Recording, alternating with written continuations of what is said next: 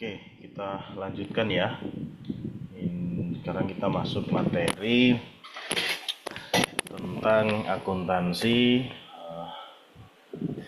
pemerintahan dengan sistem dana. Nah, di materi selanjutnya kan saya sempat menjelaskan ya bahwa dari pusat itu ada dana yang ditransfer ke daerah gitu ya. Selain dana desa yang ditransfer ke desa, ada juga dana yang secara undang-undang itu wajib ditransfer dari pusat ke daerah, baik di provinsi maupun di kota gitu ya.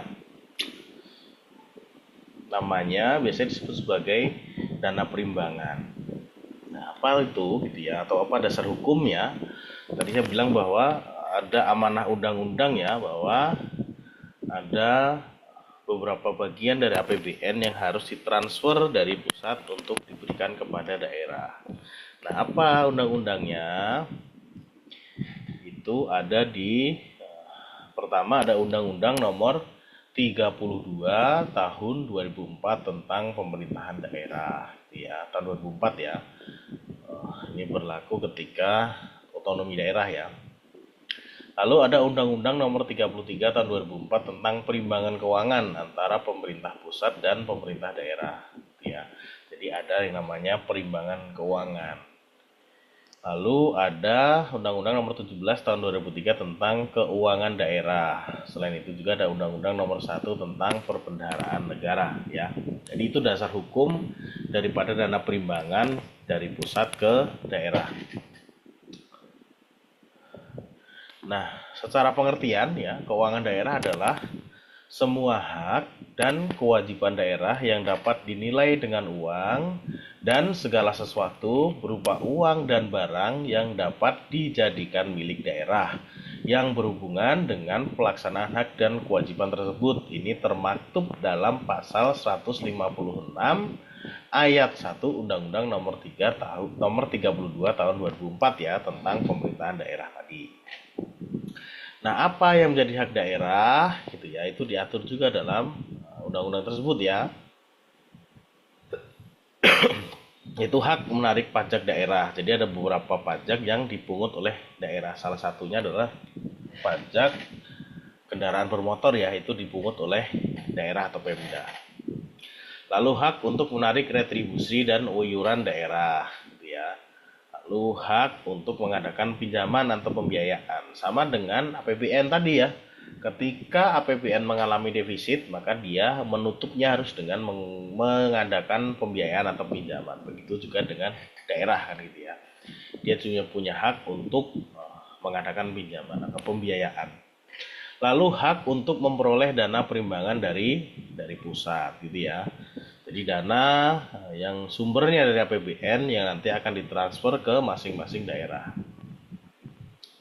Tujuannya gitu ya. Yang pertama adalah untuk memperbaiki vertical imbalance. Apa maknanya vertical imbalance gitu ya?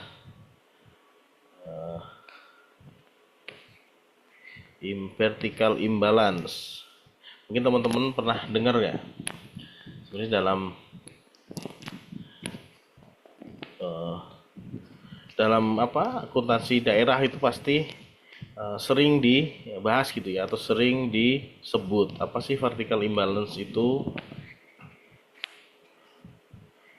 Itu adalah ya harus diperbaiki ya, intinya bahwa vertical imbalance harus dikurangi. Nah, vertical imbalance tersendiri itu merujuk pada ketidakseimbangan ya dalam distribusi beban atau kekuatan secara vertikal. Konsep ini dapat diterapkan dalam berbagai bidang gitu ya. Ada ekonomi gitu, yang pasti terasa adalah ekonomi, karena kadang kekuatan pusat itu jauh lebih didayat dibandingkan daerah. Memang ya, kalau kita bandingkan Jakarta misalnya dengan Papua, tentu itu vertical imbalance-nya sangat tinggi. Maka supaya vertical imbalance-nya bisa imbang, pusat harus bertanggung jawab, harus memberikan sebagian keuangannya kepada daerah-daerah yang memang secara finansial, secara ekonomi itu tertinggal. Maka harus ditransfer kan gitu ya. Lalu juga memperbaiki horizontal imbalance. Nah, ini maknanya apa? Ini adalah perbedaan atau ketimpangan antara daerah satu dengan yang lain gitu ya. Misal Jawa Tengah dengan NTB, NTT itu kan berbeda. Ini ya tingkat ininya kan gitu ya. Walaupun mungkin secara kehidupan, secara ini mungkin terlihat sama, tapi secara pendapatan ekonomi, sumber daya itu berbeda. Kalau kita lihat di Jakarta aja kan APBD-nya berapa tuh? Hampir 800 triliun ya. Sedangkan tuh bandingkan dengan daerah-daerah lain yang jauh lebih kecil. Maka ya gitu harus ada pemerataan. Maka tugas pemerintah pusat adalah menjaga agar horizontal imbalance juga tetap seimbang. Lalu menjaga standar pelayanan publik pada setiap daerah, gitu ya. Jangan sampai ketika tidak adanya supply atau bantuan dari pemerintah, maka daerah-daerah yang memang kurang dari pendapatan itu pelayanan publiknya menurun. Maka untuk memperbaiki itu ya perlu disupport oleh pemerintah pusat agar tadi standar pelayanan di daerah juga sama dengan daerah-daerah lain yang lebih maju. Lalu penyeimbangan bagi spillover effect ya, lalu juga pembangunan ekonomi di mana membangun daerah-daerah tersebut agar juga maju seperti daerah-daerah lain. Lalu juga mendorong pelaksanaan otonomi daerah. Nah, ini landasan pengelolaannya. Dalam dana pemerimbangan tentu harus menerapkan beberapa hal yang harus diperhatikan. Yang pertama adalah harus transparan, di mana hal itu harus dapat dilihat, harus dapat diawasi, harus bisa kontrol gitu ya oleh semua pihak ya, bahwa anggaran yang dibuat, keuangan yang dikelola itu harus transparan gitu ya. Lalu juga harus akuntabilitas, artinya dapat dipertanggungjawabkan. Lalu juga ada nilai partisipasi, di mana dana perimbangan itu tidak hanya berangkat top down dari atas ke bawah, tapi juga bersifat bottom up. Apa sih kebutuhan daerah itu harus disampaikan. Nah, itulah bentuk partisipasi. Lalu juga kesetaraan, di mana setiap daerah juga punya hak dan kewajiban yang sama. Lalu uang juga mengikuti kewenangannya. Lalu ada prinsip kesederhanaan ya, bahwa dalam mengelola keuangan negara itu tidak boleh boros, tidak boleh berhamburan, tidak boleh flexing kan gitu ya. Harus dengan prinsip-prinsip yang sederhana tapi kemudian sampai kepada manfaatnya itu sampai kepada masyarakat. Lalu ada pola insentif dan disinsentif, di mana daerah yang punya prestasi baik maka tentu ininya juga akan lebih banyak gitu ya. Misalnya dari segi pajak, misalnya dalam ketaatan atau penerimaan pajaknya jauh lebih besar gitu ya, maka dia akan mendapatkan hasil dari pembagian pajaknya juga akan lebih besar. Itu yang disebut sebagai insentif dan disinsentif. Lalu ada kerangka transfer jangka menengah, daftar tertutup dana perimbangan, dan ada dana insentif ya tadi.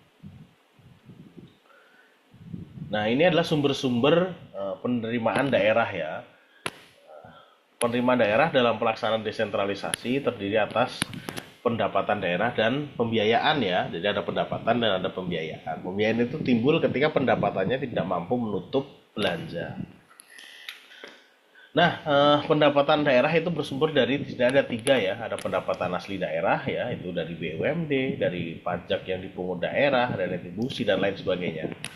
Itu pendapatan asli daerah. Lalu ada dana perimbangan. Nah, inilah dana yang ditransfer oleh pemerintah pusat kepada pemerintah daerah. Lalu ada pendapatan lain-lain, ini bisa pendapatan hibah gitu ya, bantuan dan lain sebagainya dari pihak lain gitu ya. Itu pendapatan lain-lain. Lalu pembiayaan daerah itu bersumber pada sisa lebih perhitungan anggaran daerah. Jika ada anggaran yang lebih atau surplus gitu ya, maka itu dianggap sebagai yang digunakan sebagai pembiayaan. Lalu penerimaan pinjaman daerah, ada dana cadangan daerah, ada hasil penjualan kekayaan daerah yang dipisahkan. Itu termasuk bagian dari pembiayaan. Walaupun beberapa ini komponen itu hasilnya dari internal gitu ya, tapi karena ini menganut tadi sistem transparansi segala macam, itu dianggap sebagai harus dipertanggungjawabkan, harus dikembalikan. Nah, PAD atau pendapatan asli daerah itu terdiri dari pajak daerah, retribusi daerah, hasil pengelolaan kekayaan daerah yang dipisahkan, lalu lain-lain PAD yang sah. Itu ya. Jadi ada retribusi, ada pajak yang dipungut daerah ya.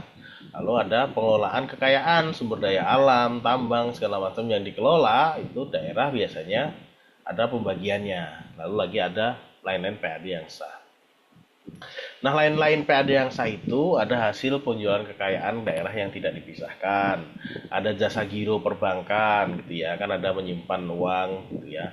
Kalau ada pendapatan bunga ya, ada uang daerah yang disimpan ke bank itu kan ada bunganya kan gitu ya, lalu itu sebagai anggapan sebagai pendapatan bunga.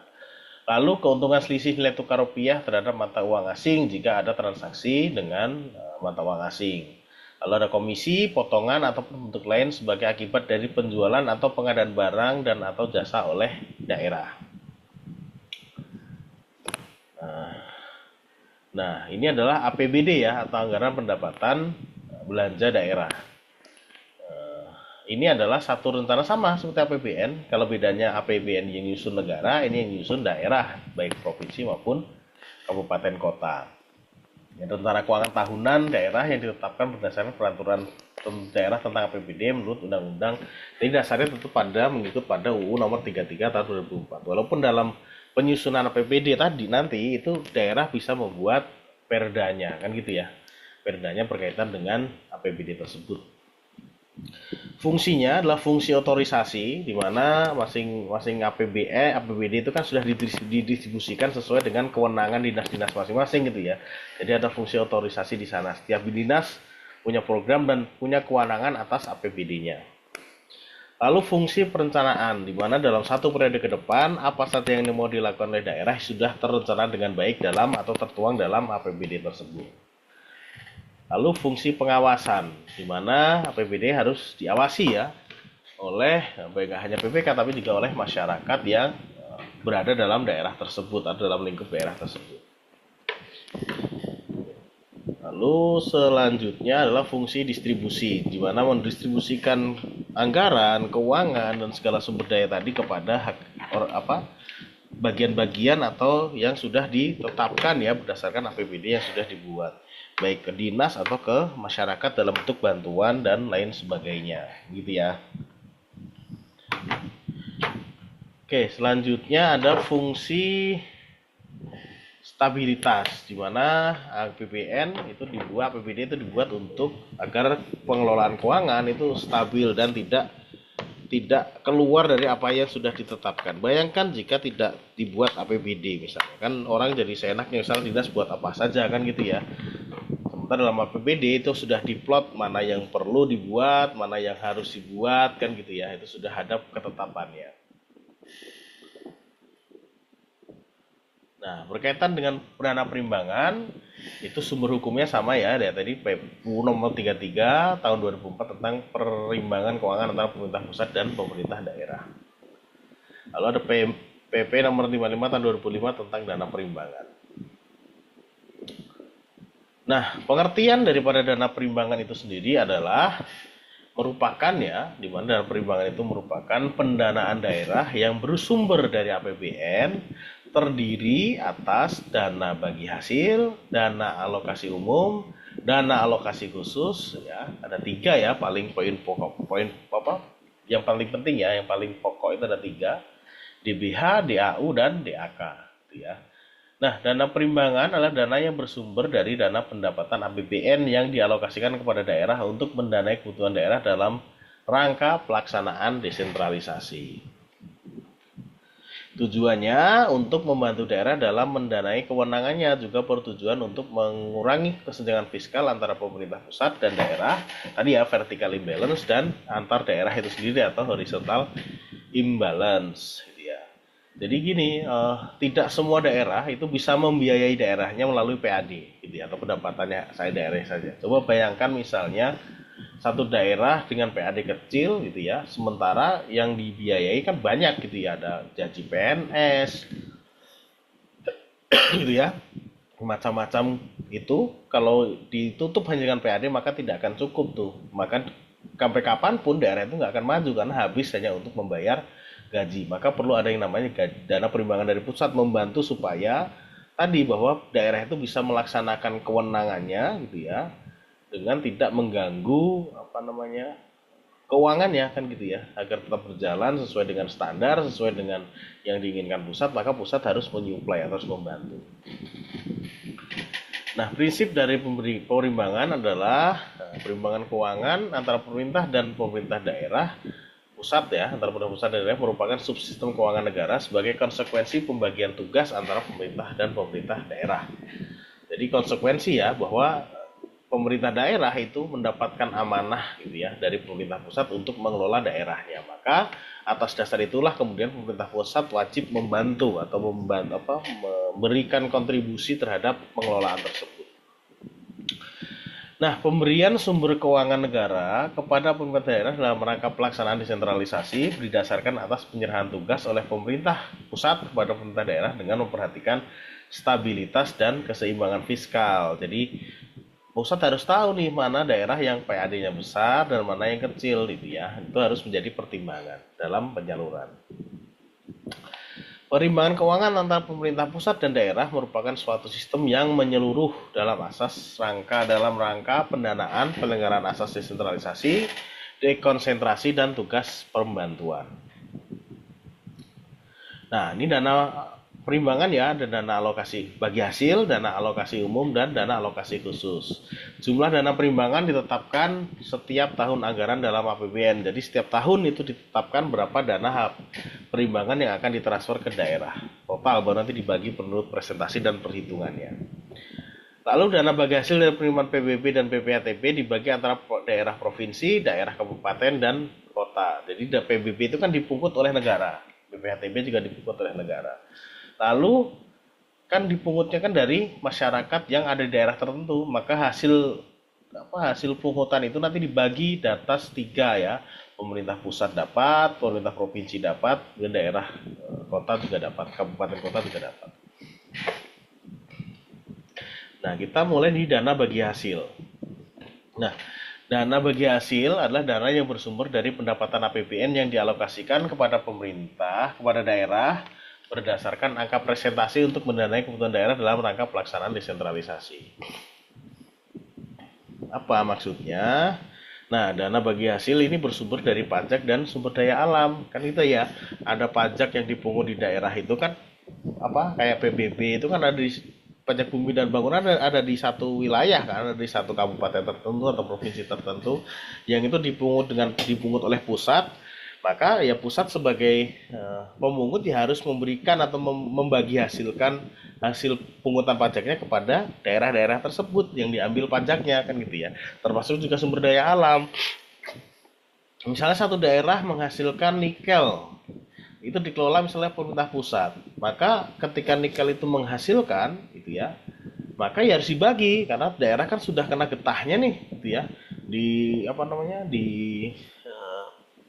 Dikeruk ya, sumber daya alam yang dikeruk gitu ya, mungkin mengakibatkan lingkungan segala macam, maka itu sebagian dikembalikan lagi ke daerah tersebut supaya ya ikut menikmati hasilnya gitu ya, tidak hanya menikmati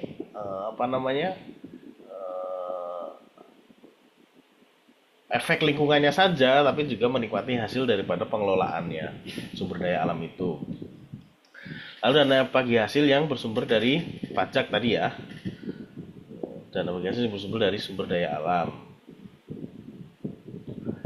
Nah, dana bagi hasil dari penerimaan PBB dan PPATB dibagi atas 3 ya, pemerintah pusat, provinsi, pemerintah kabupaten kota.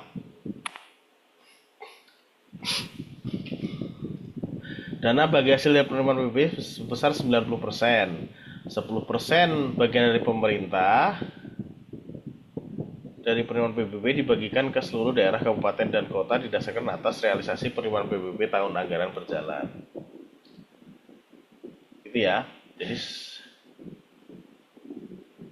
ini yang diberikan kepada pemerintah daerah.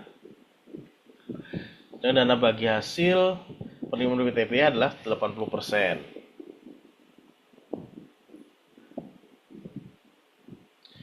20% bagian pemerintah dari penerimaan PTB dibagikan dengan porsi yang sama dan besar untuk seluruh kabupaten dan kota gitu ya.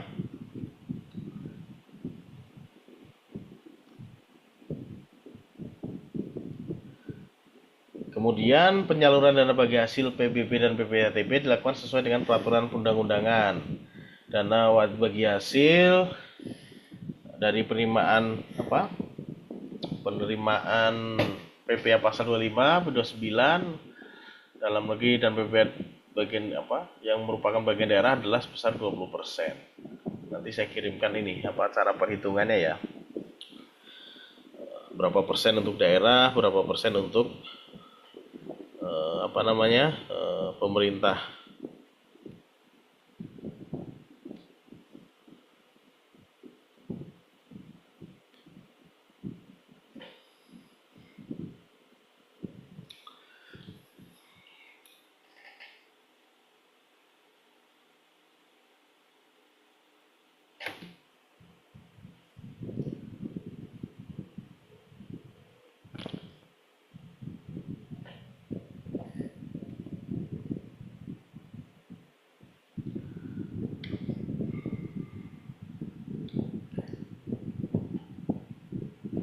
Oke loh, mana tadi? Nih. Jadi dalam pembagian PBB tadi ya, kita ke belakang dulu. Saya jelaskan. Jadi 90% itu di pendapatan PBB seluruhan nih, misalnya pemerintah menarik dalam tahun berjalan itu menarik PBB sebesar 100 miliar katakanlah. Maka 10%-nya itu diambil oleh pemerintah pusat gitu ya. Lalu 90%-nya dibagi ke seluruh daerah, tentu dengan sesuai dengan porsinya masing-masing ya. Nah, yang 90% itu dibagi lagi gitu ya. Di mana 16% itu untuk provinsi yang bersangkutan, 68%, 64,8 itu untuk kabupaten kota, dan 9% untuk biaya pemungutan. Jadi pembagiannya itu ya. 16,2% itu untuk untuk provinsi gitu ya. Lalu 4,8 untuk kabupaten dan kota, 9% dikeluarkan untuk biaya pemungutan.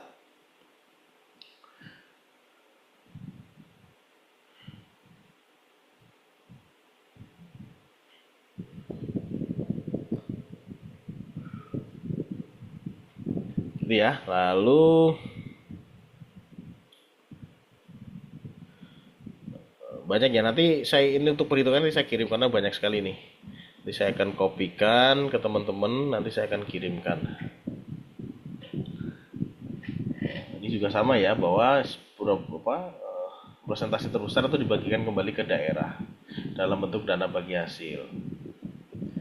Nah, ini lanjutannya nanti dibaca ya. Nah, ini dana bagi hasil dari penerimaan IHPH yang menjadi bagian daerah sebagaimana dimaksud. 16 untuk provinsi, 60% untuk kabupaten kota. Ini berarti 20%-nya untuk pusat ya. Lalu selanjutnya ada dana alokasi umum gitu ya. Ini dana yang bersumber dari APBN yang dialokasikan pada daerah gitu ya untuk mendanai kegiatan khusus yang merupakan urusan daerah sesuai prioritas nasional. Tujuan DAU adalah untuk membantu daerah tertentu untuk mendanai kebutuhan dan sarana prasarana dasar masyarakat untuk mendorong percepatan pembangunan daerah dan pencapaian sasaran prioritas nasional. Nah, dana alokasi umum ini perlu digarisbawahi ya, bahwa ini untuk mendanai kebutuhan sarana dan prasarana dasar pelayanan dasar masyarakat. Jadi yang sifatnya tetap gitu ya, yang sifatnya rutin, yang sifatnya itu benar-benar dasar yang dibutuhkan oleh daerah dalam pelayanan masyarakat. Itu dana alokasi umum.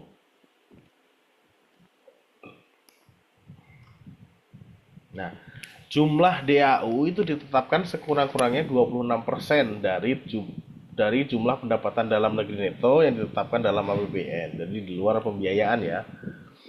Jadi 26%-nya itu harus menjadi dana alokasi umum. DAU untuk suatu daerah dialokasikan atas dasar celah fiskal dan alokasi dasar. Jadi perhitungannya nanti atas dasar celah fiskal dan alokasi dasarnya ya. Alokasi dasar itu berapa kebutuhan daerah, kebutuhan dasar daerah yang dialokasikan tiap tahun gitu ya. Misalnya apa? Misalnya gaji PNS. Nah, gaji PNS itu kan setiap bulan, setiap tahunnya kan sama tuh. Itu ya, misal daerah A, kebutuhan alokasi dasarnya adalah 90 miliar katakanlah, terdiri dari gaji PNS dan lain-lain. Maka itulah yang jadi dasar yang harus disalurkan oleh pemerintah pusat ke daerah sebanyak itu gitu ya. Harus wajib itu disalurkan dari 26% total PAD tadi atau pendapatan dalam negeri tadi ya, bukan PAD, pendapatan dalam negeri. Nah, setiap kebutuhan pendanaan diukur secara berturut-turut dengan jumlah penduduk, luas wilayah, indeks kemahalan konsumsi, produk domestik regional bruto per kapita, dan indeks pembangunan manusia. Jadi selain daripada tadi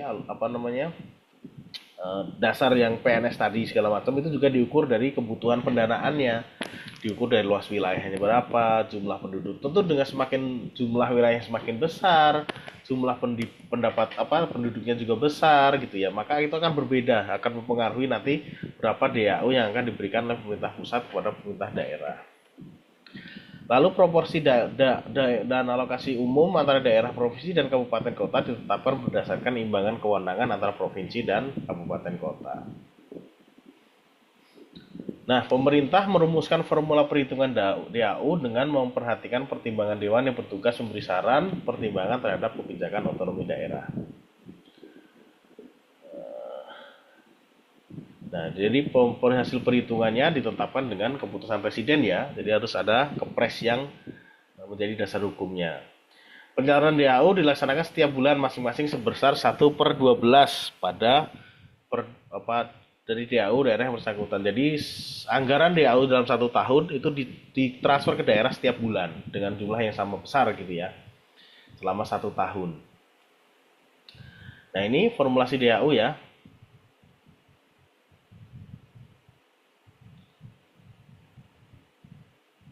Hilang. Pertama, penetapan akademis ya, jadi menghitung kira-kira berapa kebutuhan dasarnya, celah fiskalnya, luas wilayah dan sebagainya ditetapkan melalui penetapan akademis. Lalu selanjutnya tahapan administrasi gitu ya, dicatat, disahkan gitu ya, di mekanisme birokrasi lah ya. Lalu selanjutnya tahapan politis ya, persetujuan ke DPR kan gitu ya, melalui APBN tadi. Lalu kemudian baru masuk kepada penetapan alokasi DAU. Jadi itu tahapan-tahapan dalam THU ya, dalam menentukan DAU.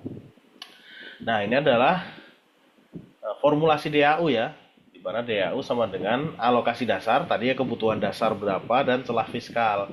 Celah fiskal itu dihitung dari tadi jumlah wilayah, lokasi wilayah, ya jumlah luas wilayah, jumlah penduduk, dan lain sebagainya tadi itu dihitung sehingga ketahuan celah fiskal antar daerah itu berapa. Ini kan ada dijelaskan kan ya. Jadi ada alokasi dasar, gaji pegawai negeri sipil itu pasti ya, yang pasti jadi paling besar di alokasi dasar itu ada gaji PNS. Lalu celah fiskal itu kebutuhan fiskal dan kapasitas fiskal. Jadi kapasitasnya tadi dihitung dari luas wilayah, kemudian jumlah penduduk dan lain sebagainya. Nah, selanjutnya adalah dana alokasi khusus ya. Ini induknya sama, yaitu Undang-Undang Nomor 33 Tahun 2004 tentang perimbangan keuangan antara pemerintah pusat dan pemerintah daerah. Lalu ada PP Nomor 55, ada Permenq tentang pedoman umum dan alokasi DAK, lalu ada PMK DAK 2012. Ya, itu jadi dasar hukumnya. Lalu pengertiannya apa? Nah, pengertiannya DAK adalah ini tadi yang DAU salah ya. DAU itu kan berarti untuk membiayai kegiatan dasar. Nah, kalau ini kegiatan khusus.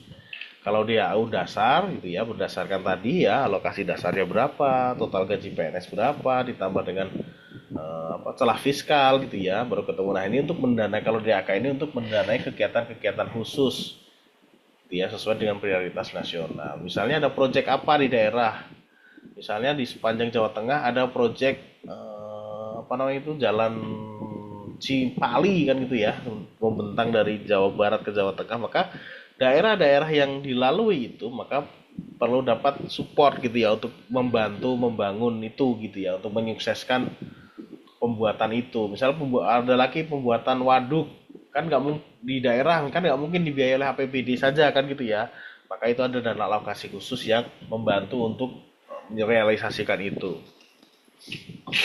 Nah, Tujuan DAK adalah membantu daerah tertentu untuk mendanai kebutuhan sarana dan prasarana pelayanan dasar masyarakat dan untuk mendorong percepatan pembangunan daerah dan pencapaian sasaran prioritas nasional. Nah, sama ya, DAK ditetapkan setiap tahun dalam APBN. DAK dialokasikan kepada daerah tertentu yang mendanai kegiatan khusus yang merupakan urusan daerah. Itu ya. Jadi ini bergantung pada daerah punya proyek nasional apa nih yang akan dilakukan oleh pemerintah pusat pada daerah tertentu gitu ya. Kayak tadi saya jelaskan, ada proyek misalnya kayak Jakarta misalnya, ada yang namanya MRT. Nah, MRT itu kan nggak semuanya dibiayai oleh APBD DKI gitu ya. Ada sebagian besar itu dari pemerintah pusat yang disalurkan untuk mendanai itu. Nah, itu alokasinya melalui dana alokasi khusus. Misalnya apalagi pembangunan tol Trans Sumatera gitu ya, maka itu nggak mungkin juga dibiayai oleh APBD daerah-daerah itu kan gitu ya, maka perlu disupport dari pemerintah pusat. Lalu pembangunan apalagi PLTU, PLTA segala macam lah yang berkaitan dengan itu kepentingan pusat di daerah, ada pembangunan segala macam, maka pusat harus memberikan kontribusi, harus memberikan dana alokasinya untuk membiayai kegiatan tersebut, khusus tersebut. Nah, pemerintah menetapkan kriteria DAK meliputi kriteria umum, kriteria khusus, dan kriteria teknis. Nah, kriteria umum ditetapkan dengan mempertimbangkan kemampuan keuangan daerah dalam APBD. Jadi ketika pertama yang dilihat kriteria umumnya adalah di daerah gimana APBD-nya, mencukupi enggak, kurang enggak gitu kan ya. Jadi lihat dari situ dulu. Lalu kriteria khusus ditetapkan dengan memperhatikan peraturan perundang-undangan dan karakteristik daerah. Kriteria teknis ditetapkan oleh Kementerian Negara atau departemen yang sifatnya lebih teknis. Daerah penerima DAK wajib menyediakan dana pendamping sekurang-kurangnya 10% dari alokasi DAK. Jadi pemerintah daerah juga harus menyediakan dana pendamping atau dana cadangan gitu ya, sebesar 10% dari APBD-nya untuk menjalankan proyek tersebut. Dana pendamping tersebut harus dianggarkan dalam APBD ya.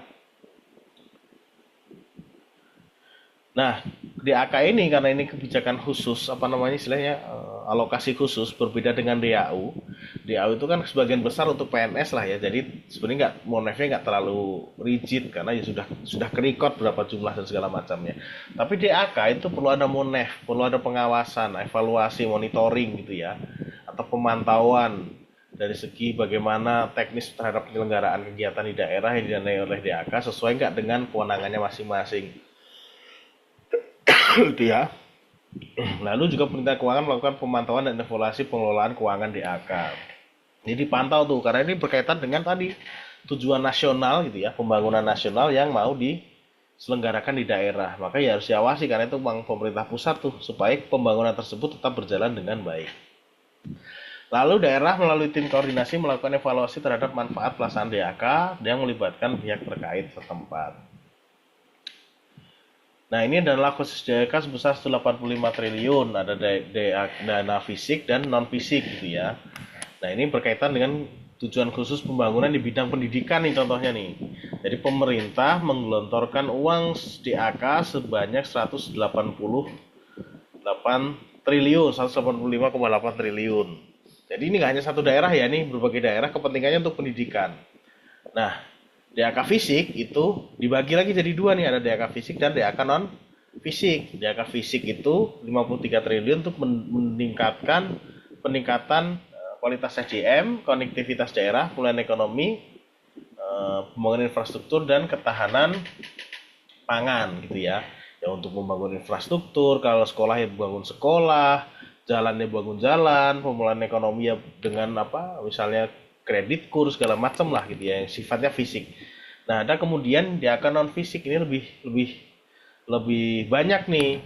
Ada 12 jenis dana, ada BOS, BOP PAUD, BOP kesetaraan jadi dana bantuan operasional serta pendidikan, BSOP, ada dana TBG, Tamsil Guru dan TKG. Itu yang sifatnya bantuan-bantuan untuk menunjang agar berjalan kan gitu ya. Guru tidak ada yang gajinya rendah segala macam lah gitu ya. Jadi itu contoh dana BOS segala macam. Lalu ada hibah sebesar 2,08 triliun. Jadi itu contoh DAK ya. Ada DAK fisik yang memang dia tujuannya untuk pembangunan fisik ya, untuk sekolah dan lain sebagainya tadi. Lalu ada sifatnya non fisik yaitu BOS, dia bantuan-bantuan lah gitu ya. Itu non fisik.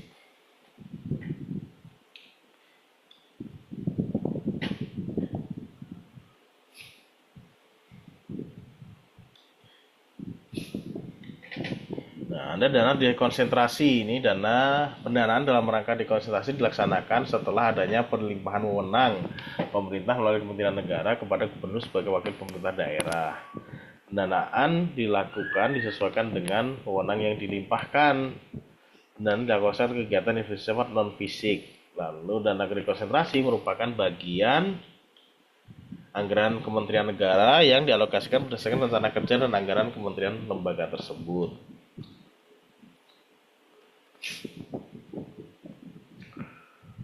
Oke, nanti dibaca. Dana dekonsentrasi ya, ini terlepas berbeda dengan tadi yang dana perimbangan.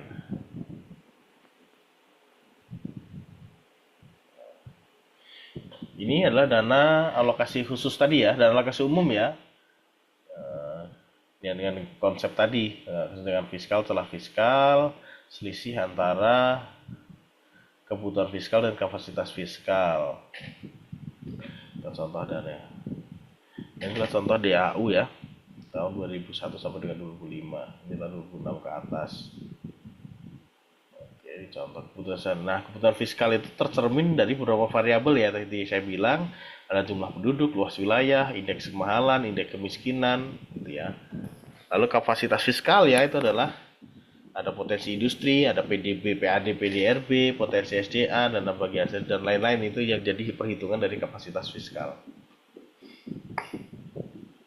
Nah, ini data kebutuhan fiskal, jumlah penduduk ada di BPS bisa dilihat. Lalu luas wilayah ada di Departemen Dalam Negeri ya. Indeks kemahalan dari BPS itu datanya tersedia semua. Lalu data kapasitas fiskal juga bisa ditemukan ya, PAD ada di APBD, PDRB ada di BPS, gitu ya, ada banyak yang bisa dilihat. Dari situlah kemudian diramu tadi ya, berapa kapasitas fiskal, berapa kebutuhan fiskal. Nah, ini dia DAU, alokasi minimum itu sama ya, sebenarnya ya, tadi ya alokasi dasar sebenarnya, ditambah kesenjangan fiskal. Ini dibaca-baca sendiri, ini harus praktek, nanti kita coba latihan. Nah, ini adalah contoh perhitungan DAU ya. Daerah yang memiliki celah fiskal 0, kapasitas fiskal sama dengan kebutuhan fiskal, kemudian DAU sebesar, jadi kapasitas fiskalnya 0 gitu ya. Dimana kapasitas fiskal sama dengan kebutuhan fiskal, maka 0. Nah, menerima DAU sebesar alokasi dasarnya, kan gitu ya. Kebutuhan fiskalnya 100 miliar, kapasitasnya 100 miliar, alokasi 50 miliar. Maka celah fiskalnya 0, sehingga DAU-nya berdasarkan alokasi dasar saja, karena celah fiskalnya 0. Berbeda ketika nanti kebutuhan fiskalnya 150, sementara kapasitasnya 50 gitu ya. Maka nanti kebutuhan atau celah fiskalnya menjadi 50 miliar. Sehingga nanti dana alokasi umumnya adalah celah fiskal ditambah alokasi dasarnya 50 miliar ditambah 50 miliar, sehingga nanti total DAU-nya adalah 100 miliar. Itu ya. Nah, ini contoh kedua. Kebutuhan fiskalnya 100 miliar, tapi kapasitas fiskal 125 miliar. Maka celah fiskalnya itu adalah 100 miliar dikurang 125 miliar, artinya minus 25 miliar.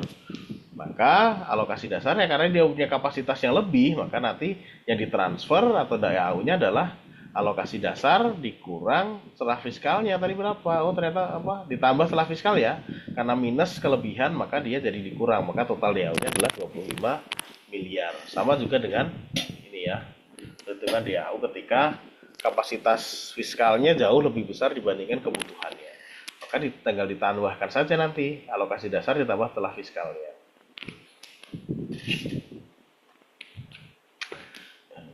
Itu saja yang bisa saya jelaskan. Nanti kita kapan-kapan diskusi lagi ya untuk tanya jawab.